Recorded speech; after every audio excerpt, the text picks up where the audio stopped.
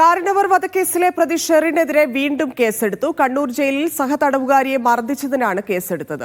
സഹതടവുകാരിയായ വിദേശ വനിതയ്ക്കാണ് മർദ്ദനമേറ്റത്. സുനിൽ ഐസക് ചേരുന്നു. സുനിൽ, ഇത് ഇവരുടെ സ്ഥിരം പരിപാടിയാണ് ജയിലിൽ പ്രശ്നമുണ്ടാക്കുക, ജയിൽ മാറുക എന്നുള്ളത്. ഇപ്പോഴും ജയിൽ മാറ്റം തന്നെയാണ് ഉദ്ദേശം. എന്താണ് സംഭവിച്ചത്?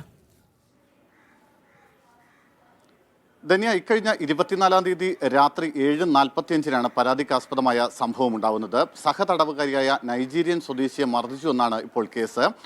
ഒരു മയക്കുമരുന്ന് കേസുമായി ബന്ധപ്പെട്ട ശിക്ഷയിൽ കഴിയുന്ന നൈജീരിയൻ സ്വദേശിക്കാണ് മർദ്ദനമേറ്റത്. കണ്ണൂർ പള്ളിക്കുന്ന് വനിതാ ജയിലിലാണ് ഇപ്പോൾ ഷെറിനുള്ളത്. ഷെറിനും മറ്റൊരു തടവുകാരിയായ ഷബ്നയും ചേർന്ന് ഈ നൈജീരിയൻ സ്വദേശിയെ പിടിച്ച് തള്ളുകയും മുഖത്തും നെഞ്ചിലും അടിക്കുകയും ചെയ്തു എന്നാണ് ഇപ്പോൾ എഫ്ഐആറിൽ ഇട്ടിരിക്കുന്നത്.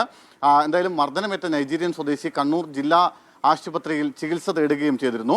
ഈ നൈജീരിയൻ സ്വദേശിനിയുടെ പരാതിയിലാണ് ഇപ്പോൾ ജയിൽ വെൽഫെയർ ഓഫീസർ മുഖേന കണ്ണൂർ ടൗൺ പോലീസിൽ പരാതി ലഭിക്കുകയും കണ്ണൂർ ടൗൺ പോലീസ് കാരണവർ വധക്കേസ് പ്രതി ഷെറിനെതിരെ കേസെടുക്കുകയും ചെയ്തിരിക്കുന്നത്. BNS-ലെ 296, 115/2 വകുപ്പുകൾ ചുമത്തിയാണ് ഇപ്പോൾ ഷെറിനെതിരെ Kannur town police FIR register ചെയ്തിരിക്കുന്നത്.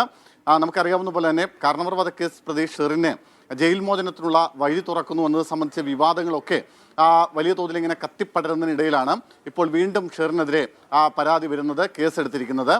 ഷെറിനെ ജയിലിൽ നിന്ന് മോചിപ്പിക്കാനുള്ള ചില നീക്കങ്ങൾ നടക്കുന്നു, സർക്കാർ അതിന് അംഗീകാരം നൽകിയിരിക്കുന്നു തുടങ്ങിയ വാർത്തകൾ വന്നിരുന്നു. ഒപ്പം ഷെറിനെതിരെ സഹതടവുകാരൊക്കെ വലിയ തോതിലുള്ള ആരോപണങ്ങളും ആക്ഷേപങ്ങളും പരാതികളും ഒക്കെ ഉന്നയിക്കുകയും ചെയ്തിരുന്നു. മാത്രമല്ല പല ജയിലുകളിലും സ്ഥിരമായി ഇങ്ങനെ ധന്യ പറഞ്ഞതുപോലെ പ്രശ്നങ്ങൾ ഉണ്ടാക്കുകയും അവിടെ നിന്ന് ജയിൽ മാറുകയും ഒക്കെ ചെയ്ത ഒരു ചരിത്രം കൂടിയുണ്ട് ഷെറിന്.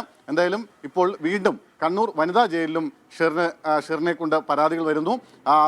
പുറമെ ഇപ്പോൾ ഷെറിനെതിരെ കണ്ണൂർ ടൗൺ പോലീസ് കേസെടുക്കുകയും ചെയ്തിരിക്കുന്നു.